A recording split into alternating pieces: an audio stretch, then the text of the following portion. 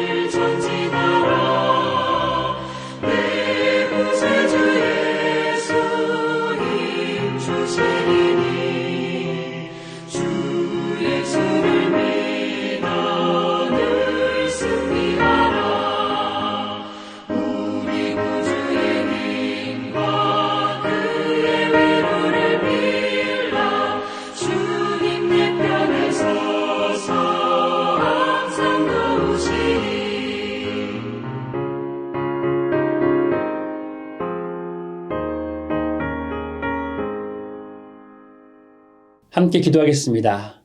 주님 감사드립니다. 오늘도 우리 삶 가운데 함께 하시고 우리를 예배의 자리로 말씀의 자리로 인도하심에 감사드립니다. 항상 매일의 삶 가운데 하나님의 빛을 바라며 그리스도의 향기를 내뿜는 선한 영향력의 삶을 살아갈 수 있도록 우리를 붙잡아 주시옵소서. 또한 직장과 일터에서 정직한 일과 행동으로 신앙을 증거하는 삶을 살아갈 수 있도록 우리 가운데 역사하여 주시옵소서. 오늘도 함께 하시고 우리를 이끌어 주시며 우리를 지키시며 보호하시는 그 하나님의 은혜를 찬양하며 주 예수 그리스도의 이름으로 기도드립니다. 아멘. 함께 말씀 보도록 하겠습니다. 오늘의 말씀은 누가복음 4장 1절부터 13절까지 말씀입니다. 예수께서 성령의 충만함을 입어 요단강에서 돌아오사 광야에서 40일 동안 성령에게 이끌리시며 마귀에게 시험을 받으시더라. 이 모든 날에 아무것도 잡수시지 아니하시니 날수가 다함에 줄이신지라. 마귀가 이르되 내가 만일 하나님의 아들이거든 이 돌들에게 명하여 떡이 되게 하라. 예수께서 대답하시되 기록된 바 사람이 떡으로만 살 것이 아니라 하였느니라. 마귀가 또 예수를 이끌고 올라가서 순식간에 천하만국을 보이며 이르되 이 모든 권위와 그 영광을 내가 내게 주리라. 이것은 내게 넘겨 준 것이므로 내가 원하는 자에게 주노라. 그러므로 내가 만일 내게 절하면 다 내 것이 되리라. 예수께서 대답하여 이르시되 기록된 바 주 너희 하나님께 경배하고 다만 그를 섬기라 하였느니라. 또 이끌고 예루살렘으로 가서 성전 꼭대기에 세우고 이르되 내가 만일 하나님의 아들이거든 여기서 뛰어내리라. 기록되었을 때 하나님이 너를 위하여 그 사자들을 명하사 너를 지키게 하시리라 하였고 또한 그들이 손으로 너를 받들어 내 발이 돌에 부딪히지 않게 하시리라 하였느니라. 예수께서 대답하여 이르시되 주 너희 하나님을 시험하지 말라 하였느니라. 마귀가 모든 시험을 다한 후에 얼마 동안 떠나니라. 아멘. 오늘 말씀은 예수님께서 공생애를 본격적으로 시작하시기 직전에 마지막으로 영적인 준비를 하시는 장면입니다. 오늘 말씀을 보니까 눈에 띄는 단어가 있습니다. 1절 말씀에 2번이나 성령에 대해서 말씀하고 있죠. 우리가 잘 아는 것처럼 성경은 굉장히 중요한 일을 강조할 때 단어를 반복합니다.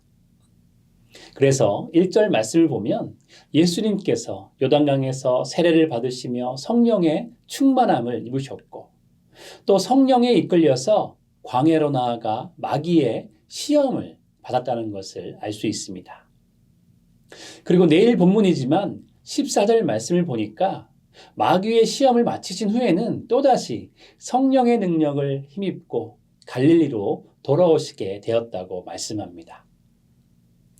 예수님은 요단강에서 세례를 받으시며 성령의 충만함을 입으신 후에 광야로 오셨고 성령의 인도하심 가운데 광야에서 40일을 지내면서 마귀에게 시험을 당하셨습니다.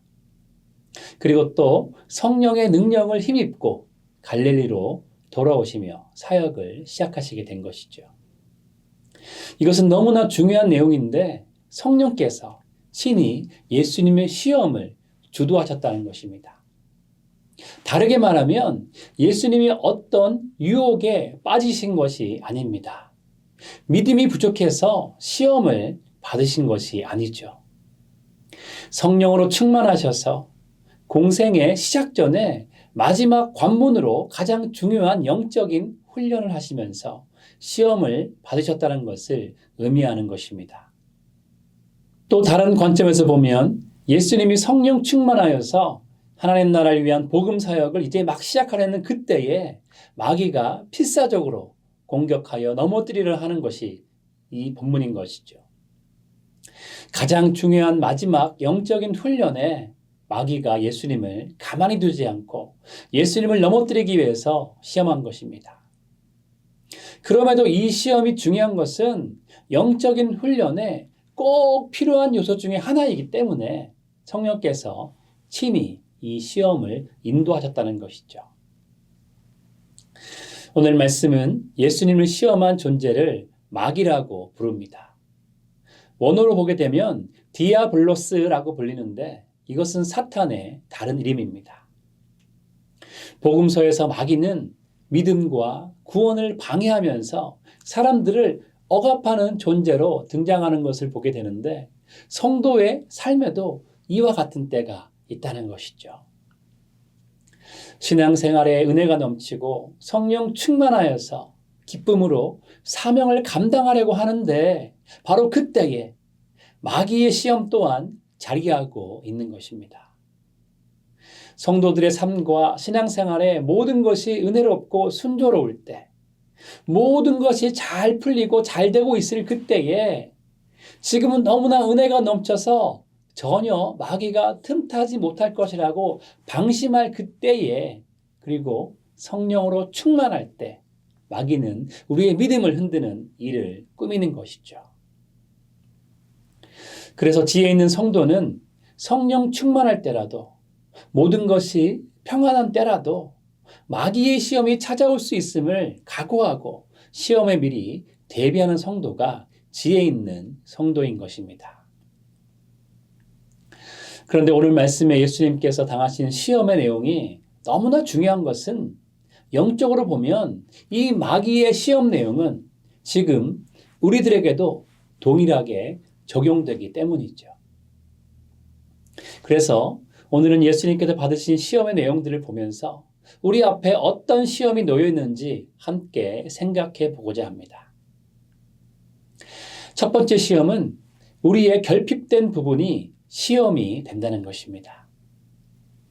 예수님은 성령의 인도하심으로 광야에 40일 동안 거하셨습니다. 그 40일 동안 아무것도 드시지 않으셨습니다. 40일 동안 금식을 하셨기 때문에 몹시 줄인 그때에 마귀의 첫 번째 시험이 찾아옵니다.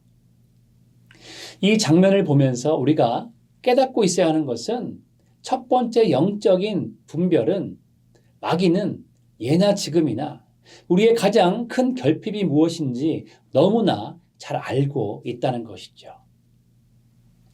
마귀는 예수님의 가장 큰 결핍이 무엇인지 너무나도 잘 알고 있었습니다. 그래서 마귀는 가장 강렬한 결핍에 미끼를 달아 던진 것이죠.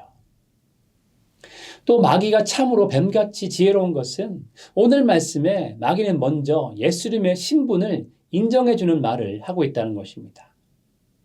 마귀는 예수님을 하나님의 아들이라고 불렀습니다. 마귀는 예수님께서 40일 금식기도 직전에 요단강에서 세례를 받으시면서 하나님의 아들임을 인정받은 것을 상기시키면서 내가 만일 하나님의 아들이거든 돌들에게 명하여 떡이 되게 해보라고 예수님을 시험하고 있는 것이죠. 마귀의 이 첫 번째 시험을 원어로 보게 되면 마귀가 얼마나 영악한지가 더욱 디테일하게 드러납니다. 마귀는 히브리어로 발음이 유사한 두 단어인 아들, 벤과 돌, 에벤을 사용하여서 언어 유희를 하고 있습니다. 그래서 돌로 떡을 만들라는 것은 언약의 돌판에 새겨진 말씀을 부정하고 당장 눈앞에 필요한 식량을 더 중요시하라는 유혹인 것이죠.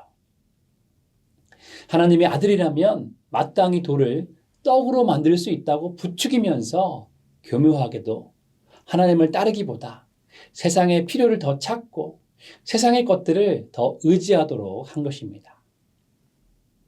마귀는 고난받는 여호와의 종의 길을 가면서 하나님께 순종하는 하나님의 아들의 길을 걸어가지 못하게 유혹하고 있는 것이죠.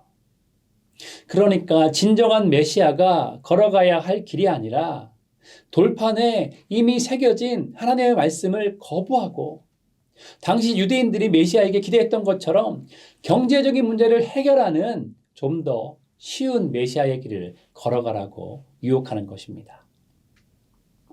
메시아이시지만 하나님의 뜻보다는 인간의 뜻과 필요를 우선시하도록 메시아의 관점을 살짝 바꾸면서 결국에 하나님께 순종하지 않고 인간의 인기를 추구하는 잘못된 메시아가 되도록 마귀가 영악한 꾀를 부리고 있는 것입니다. 결국 마귀는 가장 절박하고 필요한 것을 가지고 우리를 시험합니다. 교묘히 우리를 속여서 정말 중요한 것이 아니라 당장 급해 보이는 세상의 일들로 우리를 현혹시키는 것이죠. 그러나 우리가 잊지 말아야 하는 것은 우리의 진정한 필요를 가장 잘 아시는 분은 하나님 한 분뿐이라는 것입니다. 하나님만이 우리의 모든 것을 완전히 채워주시고 가장 좋은 길로 우리를 인도하시는 전능의 하나님이십니다. 그렇기에 가장 먼저는 이 진리를 신뢰하는 굳건한 믿음이 우리에게 있어야 하는 것이죠. 우리의 인생길은 어떻습니까? 사람은 배부를 때도 있고 줄일 때도 있습니다. 모든 일이 순조롭게 잘 풀릴 때도 있고 정말 너무나 어려운 때도 있다는 것이죠. 이 세상을 살아가는 모든 인생들은 누구나 어려움을 겪게 되고 누구나 채우고 싶어하는 결핍이 있습니다. 그러나 줄이든 배부르든 우리는 삶의 끝을 바라보며 살아야 하는 신앙인입니다. 그렇기에 먹는 것이 삶의 궁극적인 이유와 목적이 되어서는 안 되는 것이죠. 우리 앞에 놓여있는 먹고 마시는 문제가 가장 시급해 보일지 몰라도 우리는 영원을 바라보며 사는 관점에서 먹고 사는 문제는 가장 중요한 문제가 아니라는 것을 깨달아야 하는 것입니다. 우리가 다시 한번 되새겨야 하는 것은 예수님은 경제 문제를 해결하기 위해서 이 땅에 오시지 않았다는 것입니다. 예수님은 우리에게 영원한 생명의 양식을 주시기 위해서 오셨습니다. 먹고 마시는 문제도 중요한 문제이지만 예수님은 그보다 더 중요한 사명을 가지고 이 땅에 오셨다는 것을 우리는 잊지 말아야 할 것입니다. 오늘 본문 말씀을 보면 사단의 시험의 중심을 꿰뚫으신 예수님은 오직 말씀으로 마귀를 대적합니다. 돌판에 새겨진 진리의 말씀 대신 돌로 떡을 만들라는 마귀의 유혹에 신명기 8장 3절 말씀으로 마귀를 물리치셨죠. 너를 낮추시며 너를 줄이게 하시며 또 너도 알지 못하며 내 조상들도 알지 못하던 만나를 내게 먹이신 것은 사람이 떡으로만 사는 것이 아니요 여호와 입에서 나오는 모든 말씀으로 사는 줄을 내가 알게 하려 하심이니라. 하나님께서 우리를 낮추시기도 하시고 줄이게도 하십니다. 우리의 인생에 고난도 허락하시고 만나를 먹이심과 같은 은혜도 부어주십니다.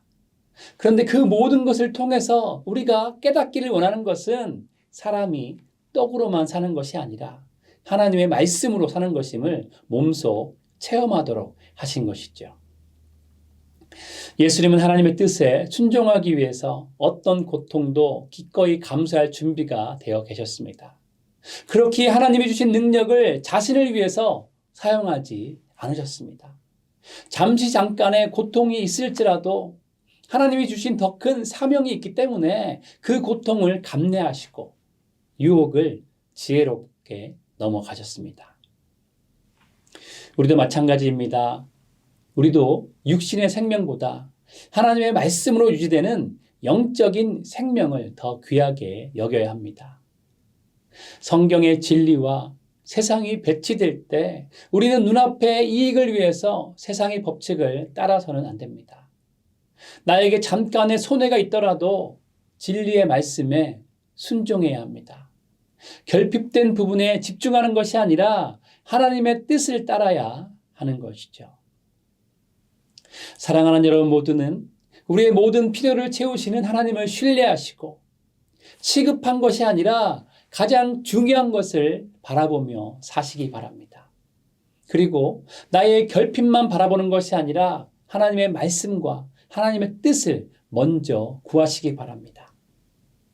세상의 필요와 세상의 소리가 우리를 유혹할 때에 오직 말씀의 진리를 먼저 찾으시고 말씀에 순종하심으로 하나님이 주시는 영적인 생명을 충만히 누리시는 여러분 모두 되시기를 주님의 이름으로 축원드립니다. 하나님의 뜻을 따르기 위해 손해를 감내하는 믿음의 모습이 우리에게 있다면 결국 그 모습을 통하여서 세상 가운데 복음의 빛이 발하게 될 줄로 믿습니다. 두 번째 시험은 땅의 권위와 영광을 바라보게 하는 시험입니다. 마귀는 이제 예수님께 땅의 왕국을 보여주면서 천하 만국을 예수님께 보여줍니다. 5절에 천하 만국의 그 원어의 뜻을 보게 되면 땅의 왕국이라는 뜻을 가지고 있습니다. 마귀는 그 모든 권위와 영광을 주겠다고 예수님을 유혹하고 있는 것이죠. 그런데 그 조건으로 자신에게 절을 하라고 요구합니다. 마귀는 10계명 중에 첫째 계명을 어기도록 예수님께 요구한 것이죠. 마귀의 이런 두 번째 꾀에 이번에도 예수님은 신명기 6장 13절 말씀으로 하나님만을 경배하고 섬길 것을 말씀하십니다. 예수님께서 이렇게 말씀하신 것은 마귀를 섬김으로 천하를 얻는 것보다 오직 하나님만을 섬기고 살아가는 것이 더욱더 중요하다는 고백을 드리고 계신 것이죠. 예수님은 세상의 권위와 영광에 시선을 두지 않으셨습니다. 예수님은 사역을 하면서 하나님 나라에만 집중하셨습니다. 이것이 바로 예수님이 오직 하나님께만 경배하고 그분만을 섬길 수 있었던 비결임을 우리가 깨닫는 것이 너무나 중요하죠. 마귀는 성도들에게도 마찬가지 방법으로 시험합니다. 사단은 우리 또한 이 세상만을 바라보며 살도록 유혹하는 것이죠. 땅의 영광이 전부이고 최고라고 속삭입니다. 요즘은 SNS가 유행하는데 소셜 네트워킹 서비스는 인기뿐만 아니라 돈도 벌어줍니다. SNS에 팔로우 숫자가 많아지면 광고로 엄청난 수입을 올리기도 합니다. 그런데 한 기독교인 SNS 인플루언서에게 귀에 솔깃한 제안들이 들어왔습니다. 팔로워 숫자를 늘리고 스폰서를 받기 위해서는 자극적이고 선정적인 콘텐츠를 제작해야 한다는 제안을 받은 것입니다. 제안하는 사람은 지금의 방식으로 영상을 계속 만들면 경쟁에서 뒤처질 것이라고 합니다. 그러면 당연히 수입은 줄어들 것이라고 기독교인 인플루언서를 설득했습니다. 여러분 같으면 어떻게 하시겠습니까?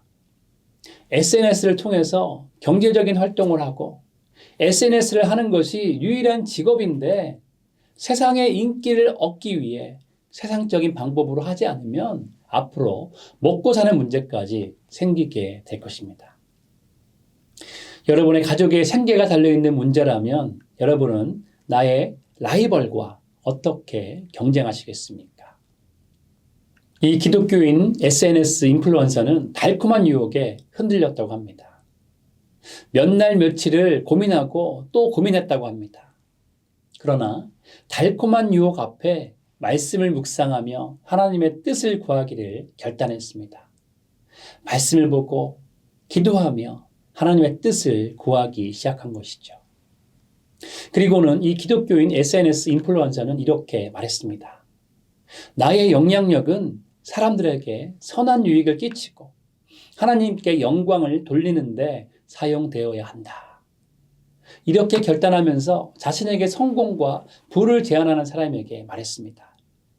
그리고 이후에 오히려 더욱 진솔한 콘텐츠로 사람들에게 감동을 주면서 더 많은 지지를 얻게 되었다고 합니다. 아무리 마귀가 우리의 믿음을 흔들고 우리를 유혹할지라도 우리가 마귀의 유혹의 중심이 무엇인지를 파악한다면 마귀의 유혹을 이길 수 있습니다. 지피지기면 백전백승이죠. 그래서 우리는 가장 먼저 마귀가 유혹하는 대부분의 일들이 이 세상을 바라보게 하고 이 세상의 영광과 권세만을 추구하게 하려는 것임을 우리는 깨달아야 하는 것이죠. 이 세상의 영광과 권세만을 바라보게 하는 마귀의 유혹에 넘어가 우리가 세상의 영광만 바라보며 거기에 시선이 머물러 있다면 마귀에게 절한 것과 마찬가지일 것입니다. 크리스천은 정당한 방법으로 하나님의 뜻을 이루고 하나님 한 분께만 충성해야 합니다. 그럴 때 만물의 주인이신 하나님은 우리에게 모든 것을 얻게 하십니다. 감사한 것은 하나님은 마귀보다 우리에게 필요한 것을 더 잘 아신다는 것입니다. 또한 우리 하나님은 우리에게 더 좋은 것을 주실 능력이 있으신 전능의 하나님이십니다. 마귀는 세상의 영광을 줄 것이라고 속이고 우리를 유혹하지만 하나님은 실제로 하나님을 왕으로 섬기는 사람에게 모든 필요를 채워주시는 하나님이신 것이죠. 그렇기에 사랑하는 여러분 모두는 땅의 영광이 아니라 하나님의 뜻을 이루길 바라며 하나님께 충성하시기 바랍니다. 하나님의 말씀에 순종하고 하나님께 충성할 때 반드시 하나님께서 가장 좋은 것으로 우리의 소원을 만족해 하실 것입니다. 세 번째로 마지막 시험은 세상의 넓은 길을 가는 것이 성공이라고 생각하게 하는 시험입니다. 마귀는 이제 마지막으로 예수님을 성전 꼭대기에 세우고 하나님의 아들이라면 뛰어내리라고 말합니다. 이 말씀이 조금 독특한 것은 여기서 마귀는 시편 91편 11절부터 12절 말씀을 그러니까 마귀가 하나님의 말씀을 인용하고 있다는 것이죠. 하나님의 아들이라면 천사를 보내서 예수님을 보호해 줄 것이라는 것이죠. 그러나 예수님은 또다시 신명기 6장 16절 말씀으로 하나님을 시험하지 말 것을 선포하십니다. 예루살렘 성전은 하나님의 임재를 상징하는 장소이죠. 그곳에서 뛰어내리라는 제안은 하나님의 아들이라는 정체성을 입증해 보라는 시험이었습니다. 하지만 예수님은 그 의도를 아셨기 때문에 마귀의 꾀임에 넘어가지 않으셨죠. 마귀는 이와 같이 우리로 하여금 성경 말씀을 계속 검증하게끔 합니다. 그것이 믿음의 태도인 것처럼 속이는 것이죠. 문제는 우리도 실제로 성경 말씀을 인용하면서 하나님의 그 말씀이 내가 원하는 방식으로 이루어지기를 자주 바란다는 것이죠. 그러나 이것은 하나님을 시험하는 일입니다. 자기 형편을 기준으로 하나님을 판단하거나 의심하는 것은 하나님을 시험한다는 것이죠.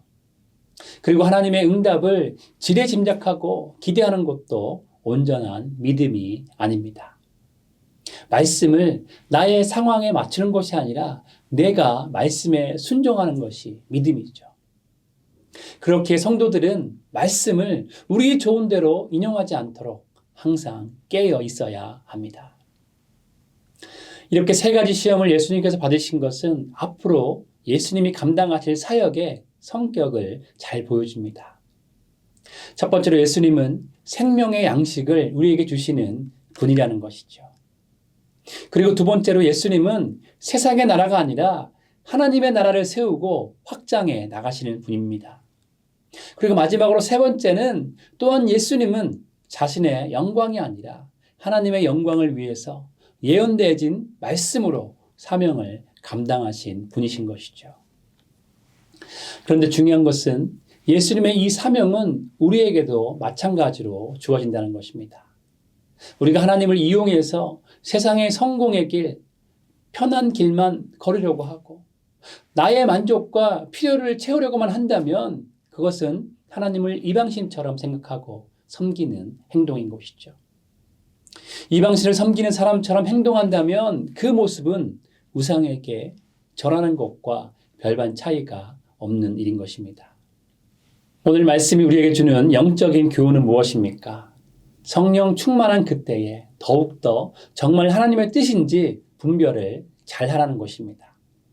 성령 충만할 그때에 방심하지 말고 하나님의 뜻이 무엇인지, 나의 생각과 세상의 만족을 위한 것이 아닌지 혹은 마귀의 속삭임인지 잘 분별해야 하는 것이죠.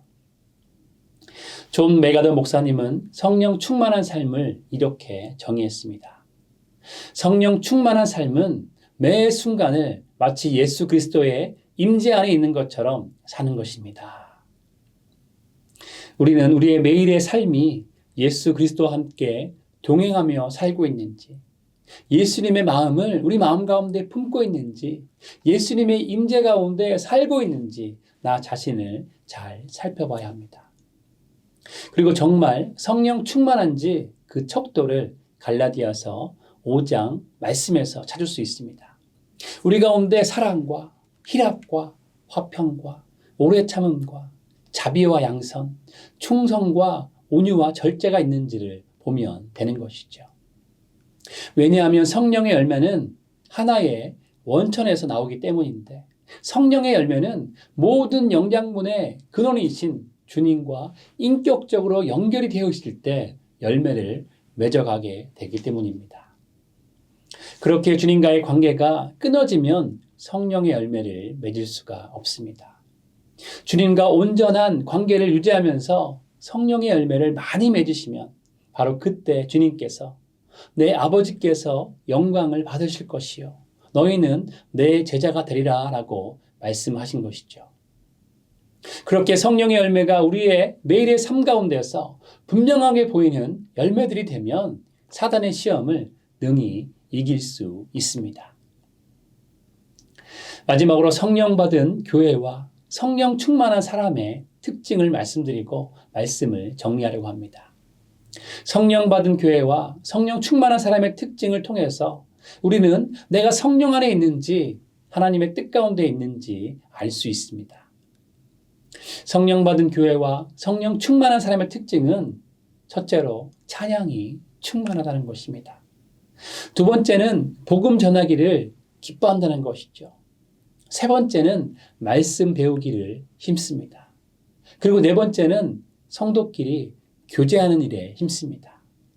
다섯 번째는 떡을 떼는 일에 힘을 쓴다는 것이죠. 다시 말해 예수님의 죽음을 기념하는 성만찬을 항상 마음에 담고 주님의 십자가를 기뻐하고 감사하는 것입니다. 그것이 떡을 떼는 사람의 모습인 것이죠. 6번째는 기도하기를 힘씁니다. 7번째는 표적과 기사가 일어납니다. 8번째는 헌금에 인색하지 않습니다. 9번째는 세상 사람들에게 좋은 이미지를 줍니다. 마지막으로 10번째는 삶 자체가 활짝 열린 전도의 문의 역할을 하는 것이죠. 우리 교회는 어떤 교회입니까? 여러분은 어떤 하나님의 사람이십니까?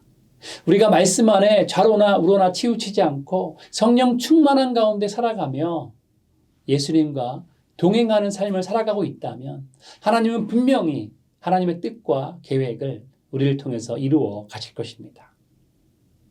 사랑하는 여러분 모두는 항상 우리를 유혹하는 마귀의 시험을 성령 충만함으로 뿌리치시고 하나님의 말씀과 하나님의 뜻 가운데 거하심으로 하나님의 영광을 마음껏 드러내시는 삶을 사시기를 주님의 이름으로 축원드립니다.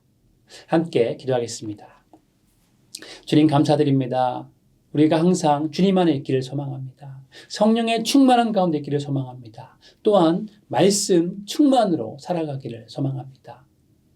사단 마귀가 예수님을 3가지 주제로 시험했는데 그 모든 시험이 우리들의 삶 가운데 동일하게 있음을 다시 한번 바라보게 됩니다. 주님, 우리가 영적으로 깨어서 사단의 괴계를 깨닫게 하시고 그 모든 괴계들을 이겨낼 수 있도록 주님 말씀으로 승리할 수 있도록 우리를 붙잡아 주시옵소서.